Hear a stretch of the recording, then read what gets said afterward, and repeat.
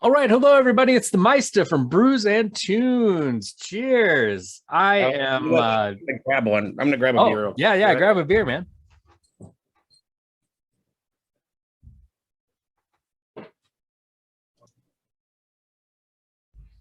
All right, hello everybody. It's the Meista from Brews and Tunes. Cheers.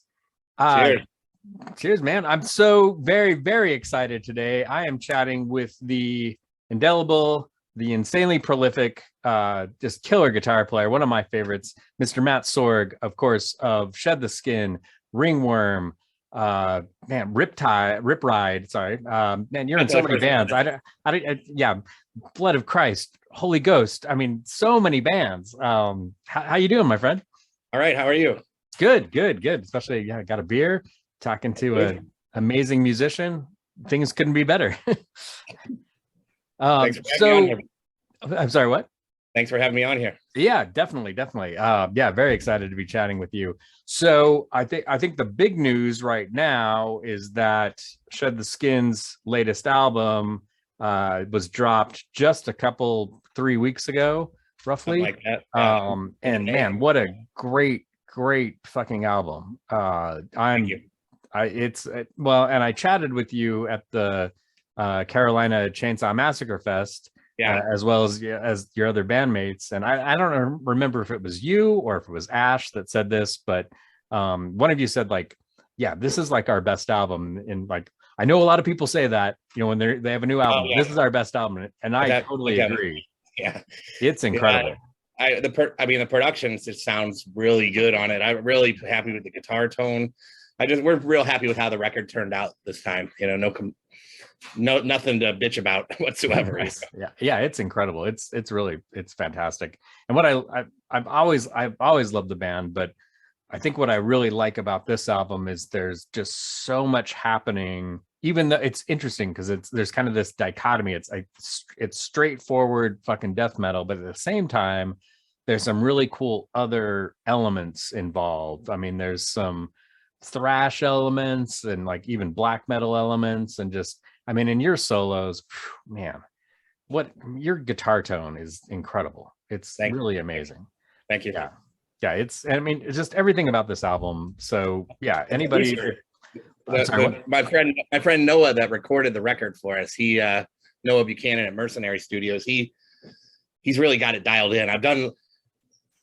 We did the Ringworm Death Becomes My Voice album in 2019 with him. Oh yeah, Well, cool. he didn't mix it. We sent it off to be mixed elsewhere, but he tracked it. And Okay. and ever since then, every record I've done in any of the bands has been with him, and then he's been mixing them and everything, Oh, cool. and he's really got that guitar tone dialed in good now after I don't know how many records. It's been a lot of records in the last couple of years with the downtime from the pandemic and everything, you know what I mean? Like Right. Yeah. I real I was real busy writing and recording in that time, and we've been working together a lot, and he's really got that guitar tone. He knows how to work with my amp and everything. Nice. Yeah. It's really rich and crisp, and yeah, I love it.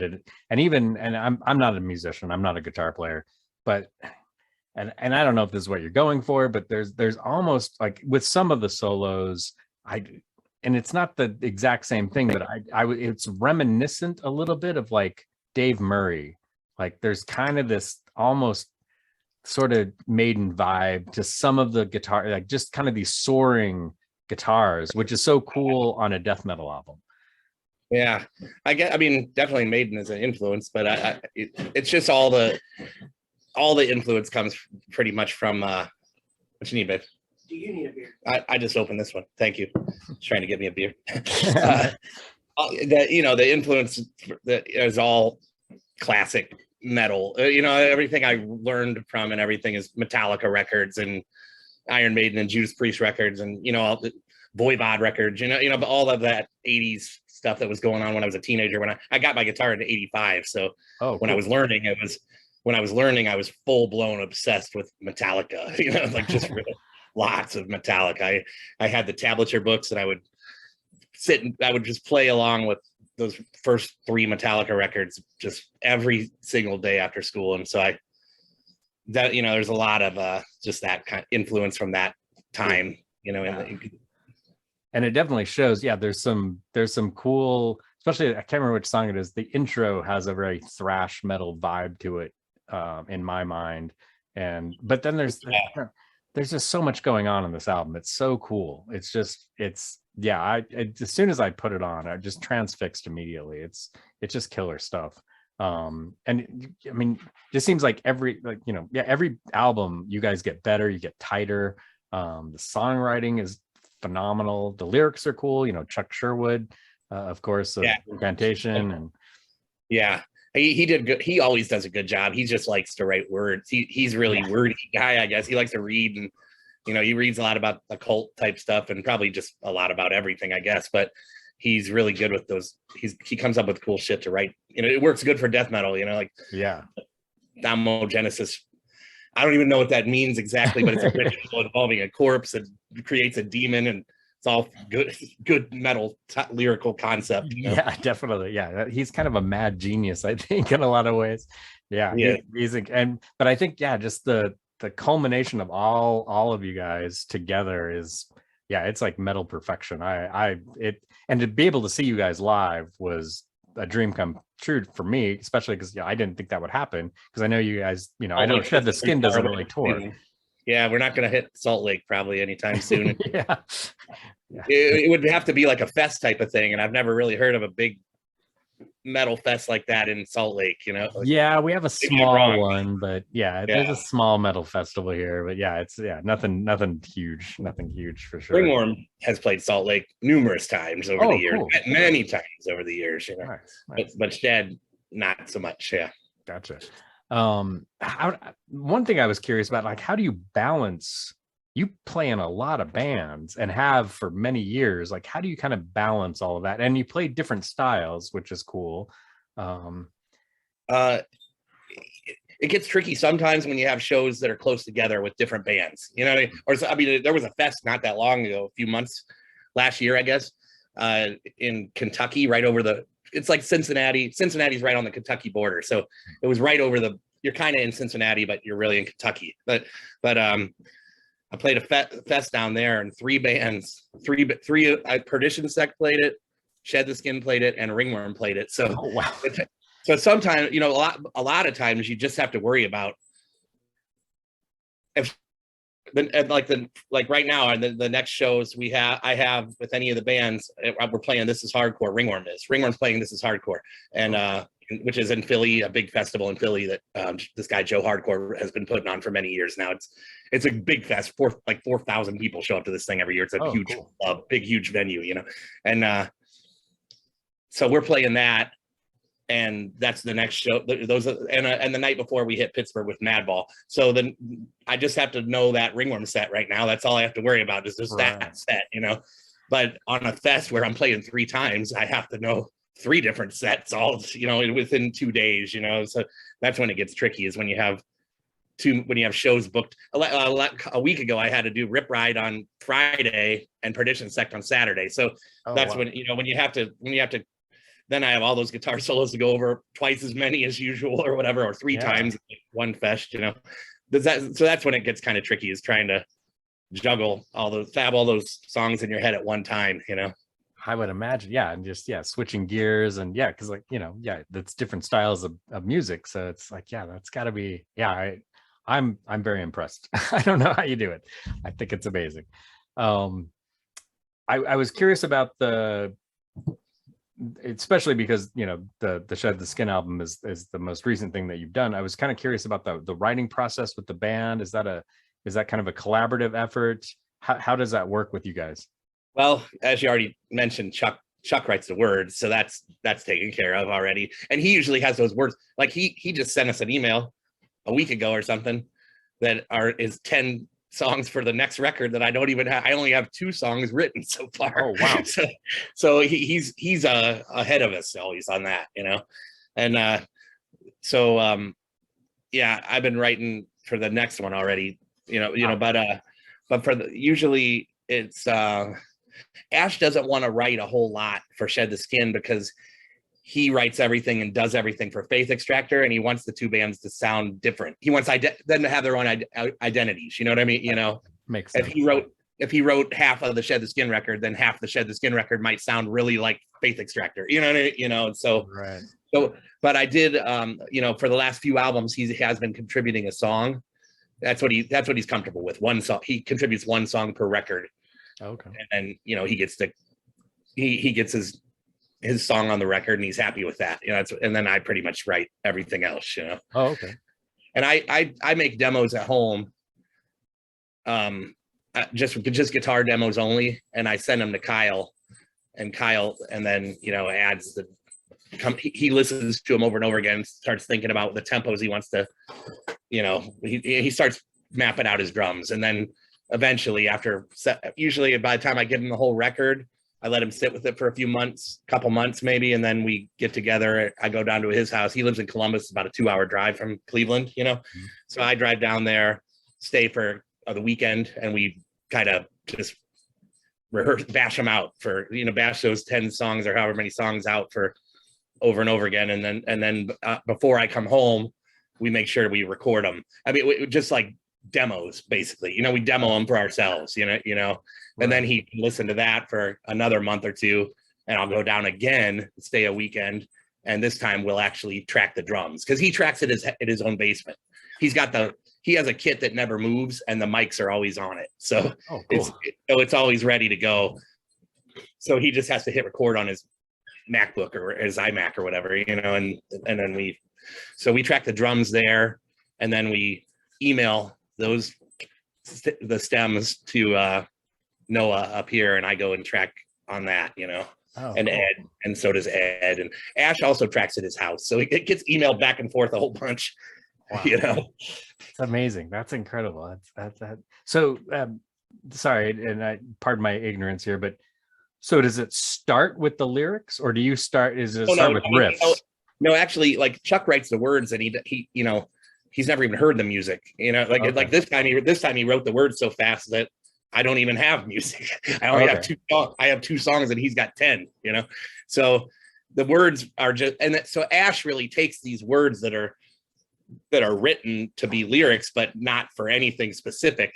And Ash figures out which song he's going to put which lyrics, to, and sometimes he has to, in order to make it fit, add a line or 2 or something. You know what I mean? Like he'll come up, he'll contribute, he'll flesh it out a little bit so it fits the song. So it's kind of a weird process. Usually you write the music, and then your singer listens to the song a bunch and writes words to that music, but that's not how Shed the Skin operates. That's kind of fascinating. That's really interesting. That's an interesting, because usually when I've talked to musicians, it's usually come up with riffs, come up with tracks, and then like you said, the lyricist, the singer usually will come up with lyrics, and that's an interesting. It's interesting, not a problem, but like kind of like interesting puzzle that you guys are putting together. And I think that's why you're so interesting as a band. And like I said, I mean, I love all your albums, but this new one is just, every time I listen to it, it's one of those albums. Well, and I'd say this with all of your albums, but definitely with the Genesis, it's one of those albums you got to sit down, you got to listen to it. You can't, it's not background music. It's not something that, I mean, whatever you're doing, you're going to stop doing it and listen to the music, listen to what's happening. At least for me, that's, I mean, I was listening to it and doing some stuff today, and I just stopped what I was doing and sat down and listened, had a beer, and I'm going to listen to this album because it's just amazing. That's a pretty cool compliment. Yeah, very, very cool stuff. So before we started recording, you mentioned, to switch gears a little bit, so Ringworm, your other band, you guys just did a bunch of shows with Voivod. We did a couple. We did Cleveland, and we did Brooklyn, New York. Nice.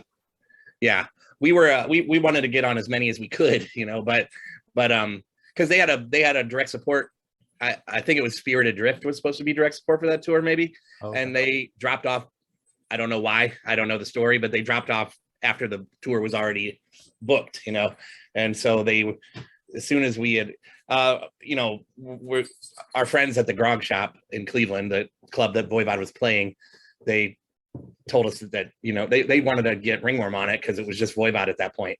And when I heard that their direct support had dropped off right away, I emailed Dan Mongray and Chewy, you know, and asked him, like, hey, I know this isn't usually how this goes, you know, but we would definitely like to jump on as many of those shows as you would have us on. And he's like, this, I don't have anything to do with that, but I will forward this message to our booking agent or whatever, you know what I mean? You know, and Cool. we ended up getting on 2 of them. So it was fun though, you know. Nice. Yeah. Cool, interesting band. And I know, you know, you're a fan of Voivod. I know the other band members, you know, and Mike. Oh yeah. There, fan. I think 3, Lair, myself, and James all have Voivod tattoos. Oh, our cool. old Aaron Dallison that used to be in the band, and he's in Perdition Sect now. He has one. Yeah, we're a lot of big Voivod fans up here in Cleveland, in the Cleveland scene, you know. Nice. Yeah. Great band. Yeah. That's one thing that I just in mentioning, you know, kind of these bands that you've been, you know, like you've been in a lot of bands. One thing I've always found fascinating, and maybe it's just because I'm from Utah, where it's just not the same here. I didn't realize until more recently the number of incredible metal bands that have come out of Ohio in the last 30 years, and that everybody knows each other too. It's really fascinating to me. Yeah.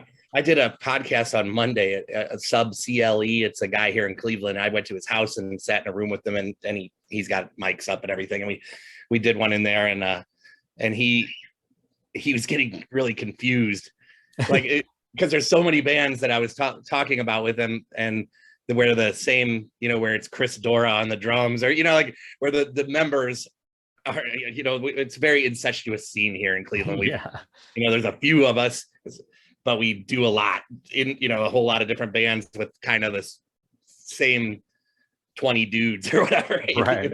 Yeah. There's like this core metal scene there, but I mean, and just incredible talent too, which is great.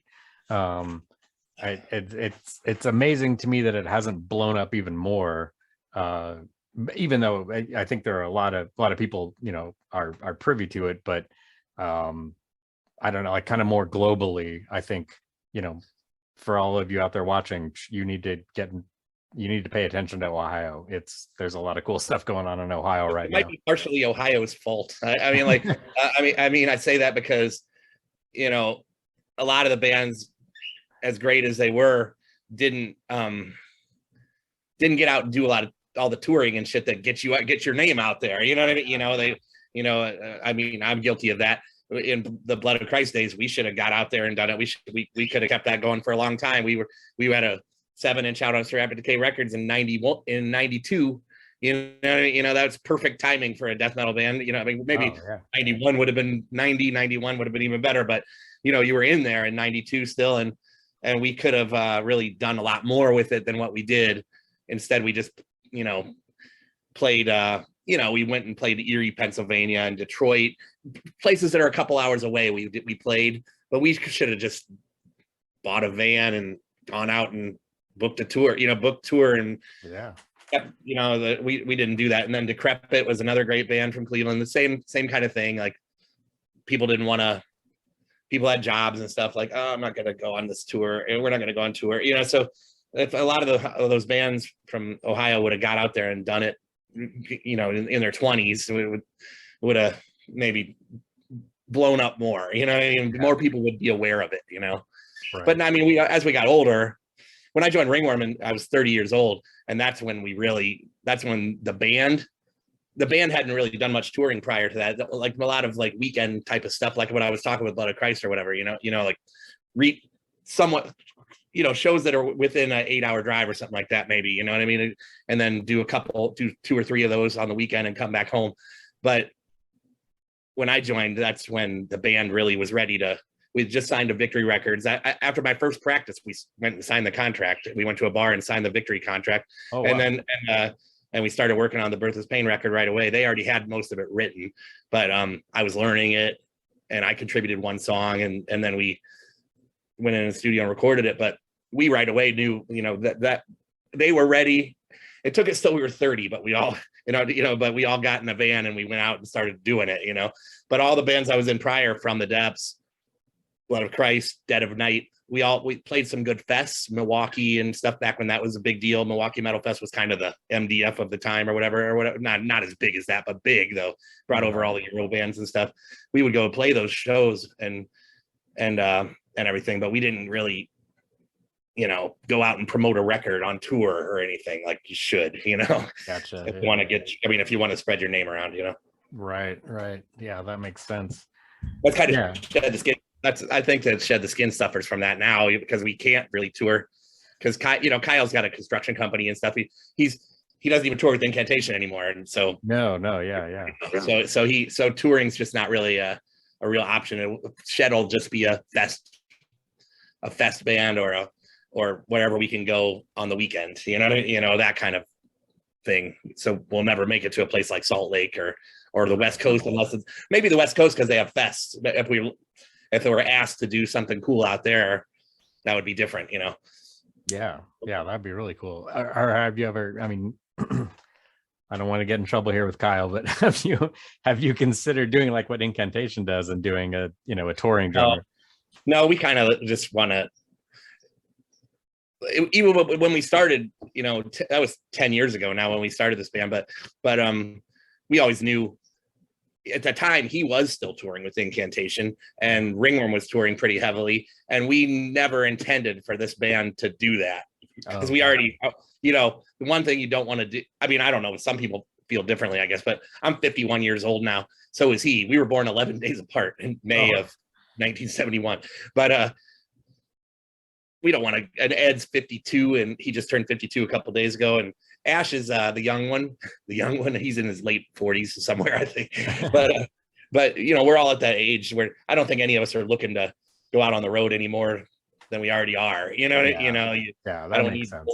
I don't want to be in a van, not away from my home. Like all year round, all the time. As much as Ringworm does is fine. Ringworm does a few months a year, maybe.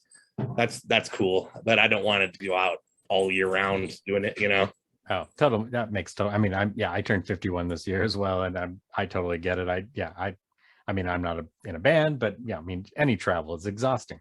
So yeah, and especially when you're in a van, just sweating it out in the summertime months, like across or in any time of year, really. It's a lot. It's pretty exhausting, Yeah, I don't know how some of these older bands do it, especially if they're not big and they're still in a van, a bunch of you look at like Nasty Savage or I mean like I don't know how those guys do it. It's tough.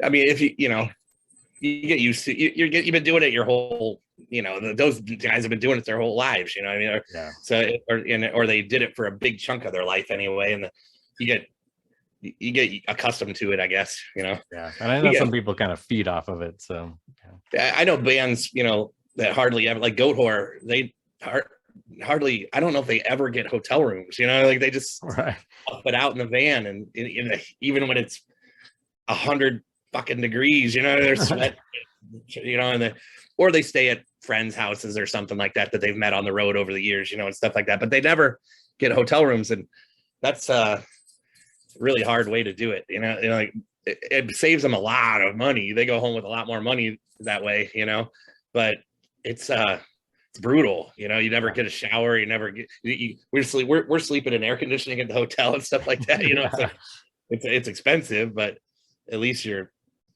I don't know, I'm cool. I can't handle the van sleeping every night and stuff. No, oh, that'd be brutal. Yeah, no. We used to do that, of course, but not anymore. No, makes sense. So I wanted to, and you talked about this a little bit as far as kind of those early days and learning to play. But I kind of wanted to go back in time and talk to you about kind of how you first started how you first got into music originally, and did you come from a musical family? Like what got you into guitar? And kind of who were your big influences, as far as being a guitar player? I got real early start with music I don't come from a musical family. My dad was an artist, like a visual artist, basically any medium. He could sculpt, paint, all over anything. He used to sandblast signs for companies and stuff. Any kind of visual art he was really good at. But he spent a lot of time painting in the basement, doing giant whatever painting, you know, kind of Frazetta type of stuff a lot of times or whatever, you know, like but you know, my parents were 17 when I was born, you know, and so they were rockers, you know. It was 1971 when I was born. So by the time I was, you know, they were listening to Black Sabbath, Led Zeppelin, Deep Purple, Alice Cooper, cool, Susie Quattro, you know, like all this stuff of all the hard rock and of the time, you know, or early metal, whatever you want to call it, you know. Yeah, cool. And so that was always in my house, you know, and I really took to Alice Cooper because of the snakes and the makeup, and he was villainous, you know, like he's the one that caught my eye out of all those records that my dad and mom had sitting around the house, you know. And I liked him so much that they took me to see him about a month before my 4th birthday. I saw Alice Cooper and Susie Quattro in 1975 at the Richfield Coliseum here in Northeast Ohio. But yeah, so I had music all around all the time when I was little, you know. Cool. And it was that kind of music. It was Black Sabbath and Alice Cooper, you know, stuff like that, you know. So you know, I was just really, so when I saw Kiss Destroyer, you know, I saw that record cover at the store, and as a kid who was obsessed with Alice Cooper, and you know, I had a lot of comic books and stuff at the time too, so it just looked like Marvel Comics meets Alice Cooper jumping out of this album cover at me, and I'm like, I have to, Mom, need this record, you know. And that was my favorite band, still, you know. I mean, not the current incarnation with Tommy Thayer and Eric Singer and all that, but you know, just those 4 guys behind me on the wall, you know. And the 80s Kiss and all that, everything they did up to Revenge, pretty much I was just a huge fan of, you know. Nice. Big Ace Frehley fan. As a guitar player, he made me want to play guitar, you know. Cool. And then my dad, when I was 15, I was 14, 1985. Christmas was coming up, and he's like, what do you want for Christmas? You know, and before I even had a chance to respond, he said, hey, before you say anything, you're getting to an age where I don't want to get you a toy or a Atari game or something like that. You know, he's like, you know, that was the thing at the time. It's 2600, right. You know, but he said, I want you to get something that you're going to use into your adulthood. You know what I mean? Something you'll use when you're a grown man or whatever, you know, like that. And then my brain just saw that Twisted Sister video, you know, where he's like, I want to rock. And the dad flies through the window and Twisted Sister tortures him for 3 minutes or whatever. Yeah. So I was just like, I want a guitar, you know, I want a guitar. And he was like, he does this when he's thinking, he's like, okay, like that was an acceptable answer, I guess, to him. And I got an electric guitar. It was a Japanese Les Paul knockoff. Like it's this company called Electra. It was good though. A lot of those old late 70s Japanese Gibson knockoffs were well made, you know. It was really well. It was a pretty good guitar. I kind of wish I kept it. I did not though. But yeah, that's what I started on, was that guitar that I got for Christmas in 1985. Nice. That's great. That's a cool story. That's really cool. I love that. It's funny. It's interesting to me, and well, it's our generation, I think, but it's interesting how many specifically death metal guitar players that I've interviewed bring up Ace Frehley, like as like kind of pinnacle, like that's who I wanted to be. Well, I think it's the age group. You know what I mean? Yeah, you know, if you were 6 years old in 1977, yeah, that's when Kiss was. There was no other band breathing fire and spitting blood, right, rockets out of their guitar and shit like that. That was like, and I was already a fan of hard rock even before I heard Kiss. So then to have this band that did all that visual shit too and everything, that was just so right up my alley. You know, like They were a big deal for the 70s, for kids of the 70s, you know. I mean, even when you went home from school and watched Gilligan's Island or whatever on whatever your channel was that played old stuff like that. Here it's channel 43 WUAB, but every city had one. But you'd be watching the shows, the Jetsons or whatever was on after school, and in the commercial breaks it's Kiss Radio, Kiss, Kiss double platinum, you know, out now, you know, and like, you know, Kiss was everywhere at the time, you know. Yeah, I've got an Ace Frehley smoking guitar poster across the room from here. Yeah, I've had for many years. I've got like basically a Kiss museum for a house, you know. Nice.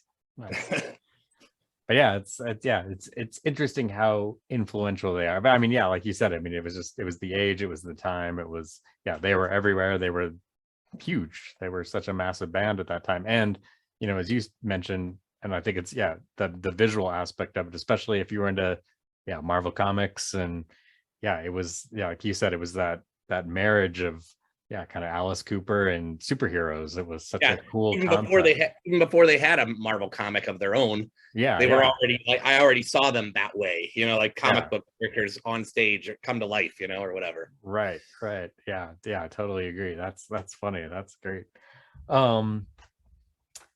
Sorry to totally switch gears. So I wanted to talk about some of the other bands that you're in, because, you know, you do so much stuff. So I know Rip Ride is kind of a newer thing that you've been doing, as well as Perdition Sect.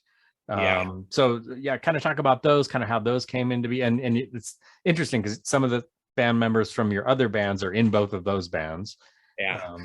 Those both came to be during the lockdown months of 2020. You know, basically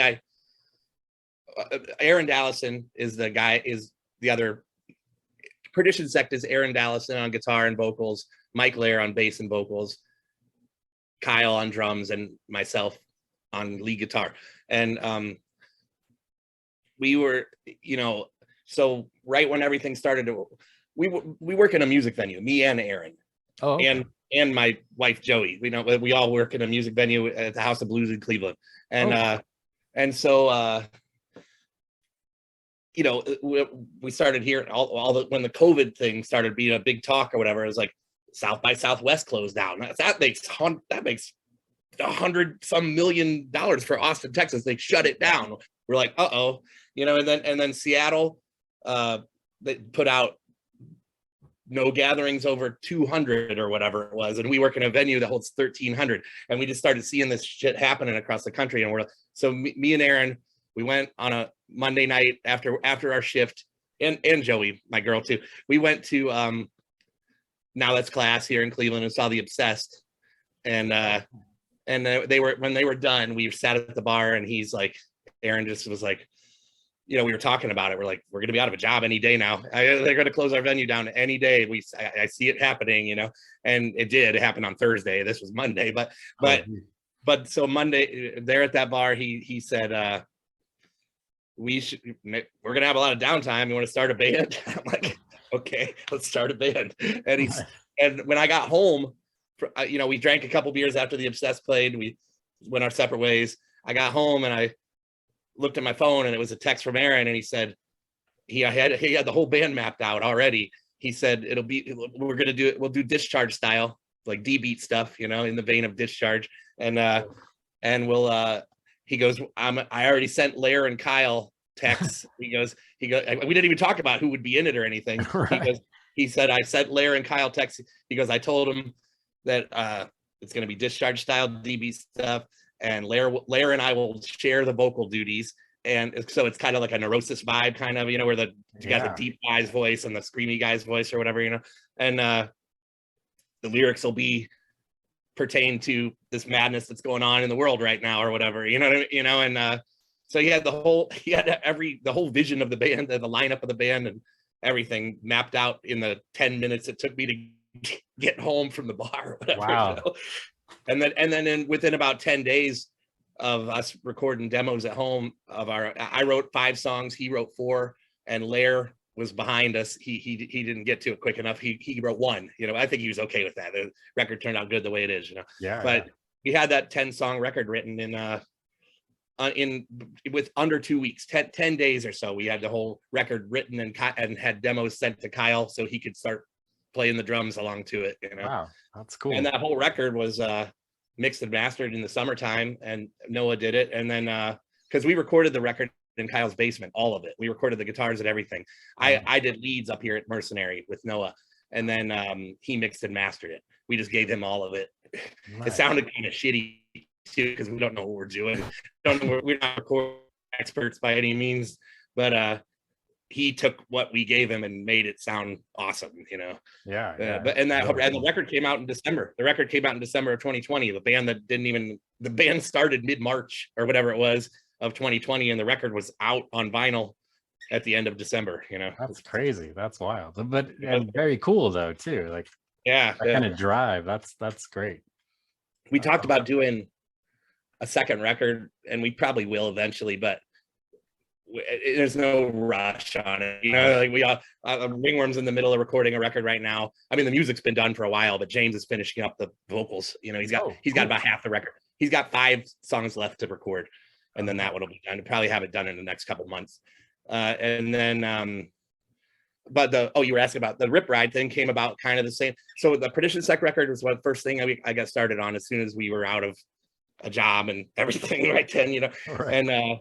And then you know, it was just I was so nervous. Like all of our household income was gone all of a sudden, you know, and it just you didn't know when it was going to come back. It took a year and a half, it turned out, for us to have a job again, you know, or for us to be allowed to open music venues again and stuff. Plus Ringworm was supposed to go on tour like 2 days after that everything shut down. We had a tour booked. We were going out on, and we had another tour in May that we were going out on. So both of those were done. So everything I had, any chance I had to make some money or get out and do anything, was just all of a sudden gone. And so I had a lot of nervous energy or whatever, you know. So we did the Perdition Sect record. And once that was demoed, and once we had that written and everything, I started writing that Thermogenesis record. Is what, you know, I got, and I came up with more than we needed for that. I think I had like 14 songs, and we made a 10-song record, and one of them is Ashes. So we used 9 of my 14 songs, you know. And then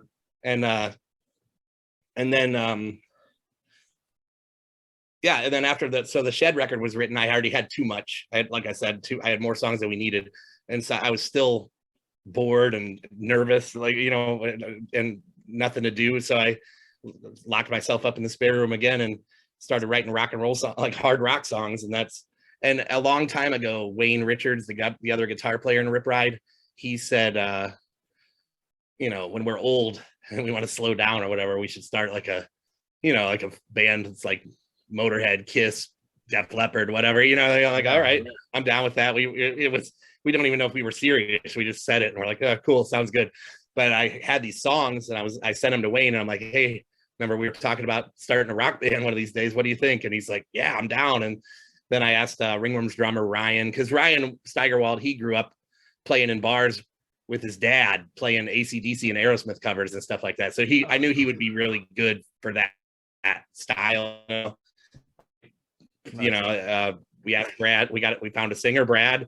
Brad's a kid I knew since he's my brother's friend from kindergarten. You know, and my brother's 5 years younger than me, so he's 45-year-old guy that I've known since he was in kindergarten. So wow. He ended up singing for us, and Ed Stevens on bass. Ed plays in 4 of my. I'm in 5 bands currently, and Ed plays in 4 of them. Nice. You know, so that record came together pretty quickly, just like the Perdition Sect one, and we had that thing recorded really in a few months after starting the band. We had the whole record recorded, and but it took us a while to get it out. You know, It just came out a couple months ago, but we did it ourselves. We took it, we sent it off to the record plant ourselves. We didn't have a label. It was a terrible time to try to find a label. Every label on the planet was getting assaulted with records because bands couldn't tour, so they were recording, and so no label wanted to take a chance on a new unknown band, even if it does have. Our resumes don't help that style anyway. You know, a bunch of death metal and hardcore guys playing hard rock, that doesn't help you out at all. You know what I mean? Like, but I'm in Ringworm. Who cares? That's it. You know, this isn't a Ringworm record, so it didn't work. You know, like it didn't help having all that experience. It was basically like starting over, you know. Right, yeah. But yeah, so we put the record out ourselves. It turned out really good. Yeah, it's great. Really happy with Really it. cool. Yeah, I think you, if I remember, I think you emailed me. It was either you or Ed emailed me and said, "Hey, check out, we did this thing," and yeah, send me a link or something. And I'm like, "Oh, this is great. This is so cool." Yeah, just solid. Maybe Ed did that. Yeah, I think maybe it was Ed. It might have been Ed. I can't remember, but yeah, just really killer, just solid, in your face rock and roll. Yeah, I thought it was great. I thought yeah. That's the kind of shit I would have wrote when I was 13 if I didn't even have a guitar yet, but if I had any kind of musical ability at 13, that's the record I probably would have come up with, you know. Nice. Yeah, those were, it's all Def Leppard and Dokken and Kiss riffs, you know. Oh yeah, it's great. It's so fun. Yeah, it's a really fun album. Yeah, I think it's Thank great. you. Yeah, really cool stuff. So you mentioned you've got you've been doing some writing already for the next Shed the Skin. You've got a new Ringworm album coming out, sounds like in the next several months. Pretty soon. I mean, it'll be done in the next couple months. It probably won't. It'll come out 2023. It'd be my guess. You know. Okay, probably early. Any it takes too long. Like the plants take forever. Everything takes way longer now. You know. Yeah, that's true. Yeah, especially with all the supply. Once you turn a record in, it takes like a like the vinyl for Shed Skin. It won't come out till November. The CD came out in May. You know, like that's how some of the. It's just everything takes forever now. You know. Yeah. So that I can't see the record coming out until sometime in 2023. The new Ringworm, that is, you know. Yeah. Yeah. It's turning out awesome though. I mean, might be the most pissed record most fucking angriest record we've ever made. Nice. I think. Very cool. Can't wait for it to come out. But yeah, I can't wait to hear it. Yeah, that last one was killer. So yeah, that'll be really cool. Do you have anything else going on? Any other projects or shows lined up? Ed and I both. So there's this band from here called Vadiat that all they've done previously was a demo, but it's Brian Sekula. He was in a band in the late 80s called Terror from here, not the Terror that's the hardcore Terror that everybody knows about now, but in 87 there was a demo out from the band Terror in Cleveland, and Terror was it was our first death metal band here in Cleveland. It was like a death thrash band or whatever, you know, but he was really on top of 87 is pretty fucking early death metal, you know, very early. Yeah, Bloody Gore is 87, so you know Brian was on top of it, him and his brother JJ, and they had this great band Terror that all the Northeast Ohio kids, because Terror would be like the local opener on Creator and Coroner, Death and Devastation. When all the national tours came through, Terror would always be the local opener for a lot of those shows, and we all looked up to Terror. Terror was had way ahead of us, you know. Like it took us a couple more years to catch up to where Terror already was in 87, you know. Brian has this band Vadiat. It's a Polish for madman, I think is what the name means. But they and the drummer for Vadiat is Joe Twardzik, and Joe Twardzik was the original Blood of Christ drummer. And before that, he was in a band with Ed Stevens in the late 80s called Civil Disobedience, which was a crossover band, kind of like Crumbsuckers or something like that. You know what I mean? Cool. Yeah, very cool. And they were excellent band. Oh, and Tom Rojak was also in Civil Disobedience with the two of them, and then with Ed and Joe, and then that kind of more Civil kind of fell apart. Ed went his own way. He went to college and started getting into funk and all kinds of stuff for a while, and he went to college for music. Ed's really smart, musically smart. He knows he's the one guy that of all these bands that actually knows what the hell he's doing. You know? The rest of us are self-taught or everything, but yeah, Ed went his way, and the other two guys, Tom and Joe, started Blood of Christ in 1991. And anyway, that's kind of cool backstory to this. You know, that we just joined this band, and the drummer has, you know, been jamming with Ed 35 years ago or whatever, you know. But it's a death metal band. It's a very old school death metal band. A lot of doom death in it, but it's not exclusively. It does pick up the tempos too, but there is a lot of slow, heavy stuff, you know. Nice. And they had a record. They had a record already written and recorded. Just they did it themselves. But Brian asked me to play leads on it, so I did. I heard the record. I liked it a lot, and I played lead guitar on the whole record. And then I was like, they asked me after I finished the leads if I would join. First, they were kind of like, I know you have a lot of bands, you know. Joe told me, he's like, I know you have so many bands. He's like, do you want to join the band? And I'm like, yeah, I'll play in the band. I'd love to play with you guys. And then I was like, do you have a bass player? And they're like, no. And Brian played bass on the record. I'm like, well, do you want, I'll ask Ed, you know, I know Ed will do it probably, you know. And they're like, yeah, I'll ask him. And then, so I did, I asked Ed, and then Ed ended up Ed retracted the record, all the bass. He retracted over what Brian had done. And that record turned out awesome. Again, that was Noah mixed and mastered it again, like all the other records, you know, but it turned out really awesome. And I don't know if,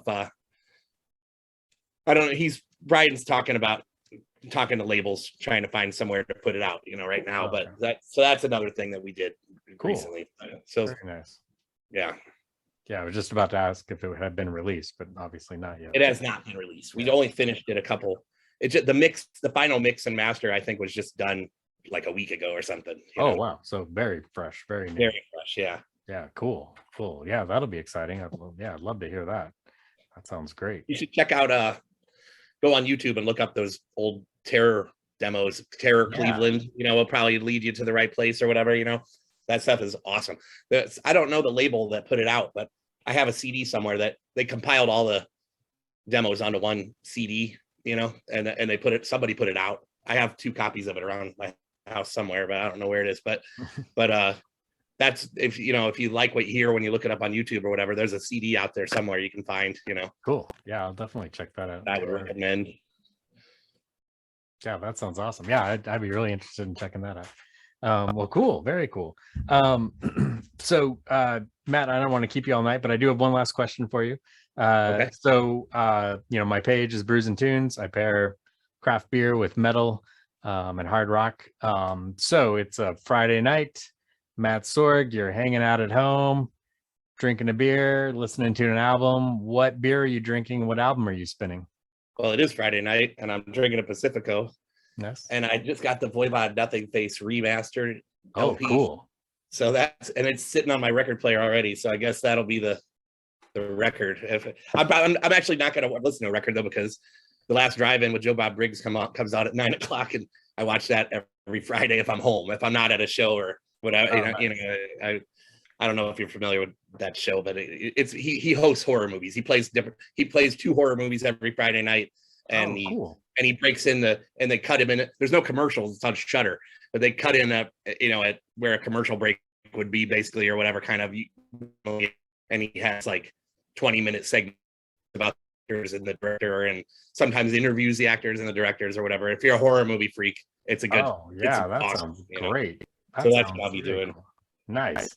That sounds excellent. That's like the old days. That's like, yeah, we here in Utah, we had, that's a long time ago, Channel 20 that doesn't exist anymore. But yeah, it was like, I think it was called Terror Theater on Saturday afternoons. And yeah, it was, showing all these old cool, Vincent Price movies. And yeah, we had Superhost. Superhost was the same thing on Saturday afternoons, basically right after the cartoons would be done. After Scooby-Doo and all the Saturday morning cartoons would be over, and Wide World Sports would come on the regular channel on ABC or whatever, then they would turn it to channel 43, and Superhost would be playing the horror of Dracula with Christopher Lee or whatever, shit like that.